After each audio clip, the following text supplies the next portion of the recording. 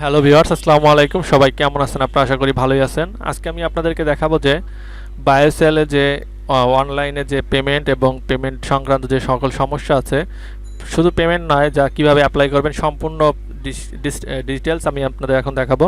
আপনারা জানেন যে অনলাইন নিবন্ধন কার্যক্রম সংক্রান্ত যে কোরীয় ভাষা পারদর্শী অপারদর্শী যারা আছে তাদেরকে, যারা অপারদর্শী পারে না তাদেরকে লটারি প্রার্থীদের নিবন্ধন কার্যক্রম চলছে। তাছাড়া স্বতঃস্ফূর্তভাবে বিকাশের পেমেন্টে রিসিভ হচ্ছে। সংশ্লিষ্ট সকলের বিকাশের পেমেন্ট প্রদান সাপেক্ষে ট্রানজ্যাকশন আইডি সংগ্রহ করে নিবন্ধন সম্পন্নের জন্য পরামর্শ দিয়েছে। সো 500 টাকা ফি প্রদান করে 505 টাকা 75 পয়সা ফি প্রদান করে এটা 29 আগস্ট সকাল 11 ঘটিকা থেকে 31 আগস্ট বিকাল 5 ঘটিকা পর্যন্ত আবেদন করা যাবে। সো এই ওয়েবসাইটটি হচ্ছে দেন eps.boesl.gov.bd, এই ওয়েবসাইটটিতে যেতে হবে এবং আপনাদের পেমেন্ট কিভাবে করবেন সে সম্পর্কে সকল ডিটেলস লিঙ্ক আমি আপনাদের কাছে দেখাবো। তাহলে সর্বপ্রথম আপনারা চলেন, আমরা দেখেন এখানে বলেছে কিভাবে পেমেন্ট করবেন। সো পেমেন্টটি আমি করেছি, তো আপনাদেরকে দেখানোর জন্য আবার সেই যে পেমেন্টের যে অপশনটি আছে সেই অপশনটি আমি আপনাদেরকে দেখাবো। দেখেন, আপনারা সর্বপ্রথমে যাবেন বিকাশ অ্যাপসে, যে এডুকেশন ফিতে যাবেন। এডুকেশন ফিতে যে বয়েসেল লিখবেন, বয়েসেল BOESL লেখার পরে দেখবেন ওইখানে জুলাই 2022 দেওয়া থাকবে। 2022-এর যেখানে থাকবে সেখানে দিবেন পাসপোর্ট নাম্বার দিন, আপনার সেই পাসপোর্টের নাম্বারটি দিবেন। পাসপোর্ট নাম্বার দেওয়ার পরে অ্যাকাউন্টের নাম অনেক ক্ষেত্রে আসে, অনেক ক্ষেত্রে আসে না, সেটা কোনো সমস্যা নেই, ঠিক আছে। সো পাসপোর্ট নাম্বার দেওয়ার পরে আপনারা, আমি বলতেছি একটা মিনিট, আপনারা একটু লাইন থাকবেন।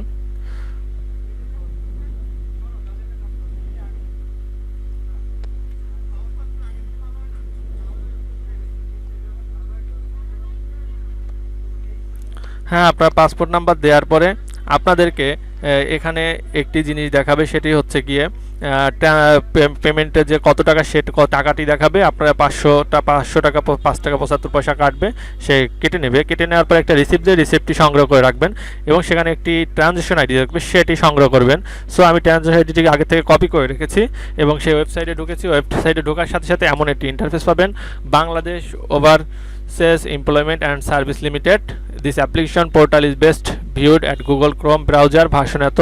গুগল ক্রোম থেকে করলে সব থেকে বেটার হয় তাই বলছে। সো আমি এখন তাহলে গুগল ক্রোম যাব, আমি তো মজিলা ফায়ারফক্সে আছি, তো এই লিঙ্কটি কপি করে আমি গুগল ক্রোমে চলে যাব। দেখেন, গুগল ক্রোমে চলে যাব।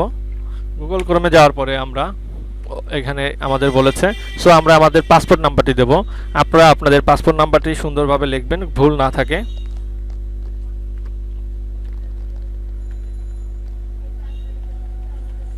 সো আমরা আমাদের পাসপোর্ট নাম্বারটি দিয়েছি এবং আমার যে আমার যে ট্রানজ্যাকশন আইডি সেটি আমি কপি করে রেখেছিলাম। সো আমি সেই ট্রানজ্যাকশন আইডিটি এখন দিয়ে দিব। আমি ট্রানজ্যাকশন আইডিটি দিয়ে দিলাম। ট্রানজ্যাকশন আইডি দেওয়ার পরে আমি যে এখানে আপনার যে এই কোডটি দেখতে পাচ্ছেন, এই কোডটি সুন্দর করে টাইপ করবেন যেভাবে আছে C8N7X।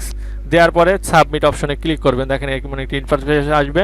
আসার পরে আপনাদেরকে এই আরেকটি ফর্মে নিয়ে যাবে। ফর্মটিতে লেখা আছে প্লিজ প্রোভাইড, ফর্মের উপরে উল্লেখিত পাসপোর্ট নাম্বারটির সাথে সংশ্লিষ্ট তথ্যটি প্রদান করুন। এই ফর্মটি শুধুমাত্র এই পাসপোর্ট নাম্বারের জন্য প্রযোজ্য এবং এই পাসপোর্ট নাম্বার পরিবর্তন করা যাবে না। দেখেন আমার পাসপোর্ট নাম্বারটি দিয়ে দিয়েছে। সো এরপরে NID as in passport name, আমার নামটি দেব পাসপোর্ট অনুসারে যেটি আছে ঠিক সেটি আমি এখানে সাবমিট করব। সো আমি সাবমিট করতেছি।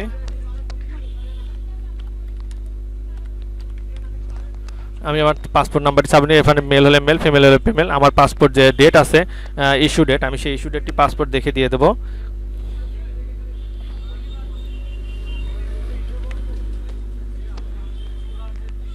আমার পাসপোর্টটি 11 আগস্ট 2020 আর এক্সপায়ার ডেট হবে হচ্ছে গিয়ে 2025-এ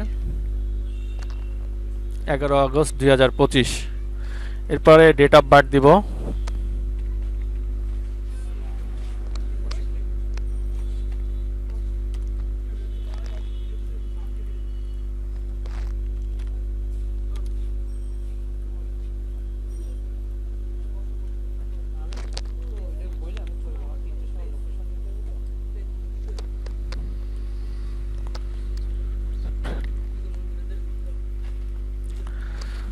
ডেট অফ বার্থ দিয়ে দিলাম। এরপরে দেখেন এখানে আছে passport past SSC equivalent, yes. Complete SSC diploma under education board, এটাও ইয়েস। তারপর এনআইডি কার্ড নাম্বার দিব, দেন আমরা ইমেল নাম্বারটি দিব।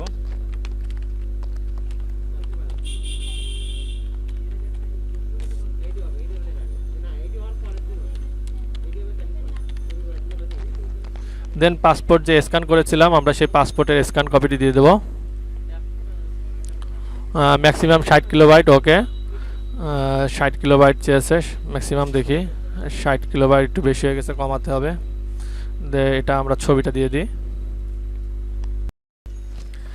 এরপরে সাবমিট দেওয়ার পরে দেখেন এখানে সম্পূর্ণ দেখাবে submission ID, passport number, name, passport issue date, passport expire date, date of birth, passport past SSC yes.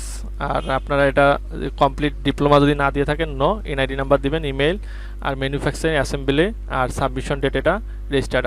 Download রিসিপ্টটি ডাউনলোড করে রাখবেন, আর রিসিপ্টটি এমন দেখাবে। আর নিচে 10টা শব্দ অবশ্যই পড়বেন। একই পাসপোর্টের জন্য একাধিক আবেদন করলে তা একটি আবেদন হিসেবে লটারিতে বিরতি হবে। অনলাইন নিবন্ধনের সময় কোনো মোবাইল ফোনে তথ্য গ্রহণ করা হবে না, সুতরাং মোবাইল ফোনে এসএমএস কিংবা কল করে লটারি বা অন্যান্য কোনো তথ্য কোনো নিবন্ধিত আবেদনকারী জানানো হবে না। একভাবে কেউ কোনো নিবন্ধিত আবেদনকারী নিকট যোগাযোগ করলে তা boesl কর্তৃপক্ষকে জানানো যেতে পারে। সেক্ষেত্রে তদন্ত সাপেক্ষে আইনানুগ ব্যবস্থা গ্রহণ করবে তারা। পাসপোর্ট নম্বর এবং পাসপোর্ট সংক্রান্ত তথ্য দিয়ে অনলাইন আবেদন শেষে লটারি পূর্বে ইমিগ্রেশন এবং পাসপোর্ট অধিদপ্তরে সংগৃহীত পাসপোর্ট ডাটাবেসের সাথে যাচাই করে নেওয়া হবে। এই সংক্রান্ত কোনো ভুয়া তথ্য প্রদান করলে বিদ্যমান আইন অনুযায়ী ব্যবস্থা নেওয়া হবে। এই ছিল হচ্ছে গিয়ে boesl এর কীভাবে আবেদন করবেন এই কোরিয়ান লটারি, সেটি। সবাই ভালো থাকবেন, সুস্থ থাকবেন, বিদায় নিচ্ছি। আবার দেখাবেন অন্য কোনো ভিডিওতে। আল্লাহ হাফেজ।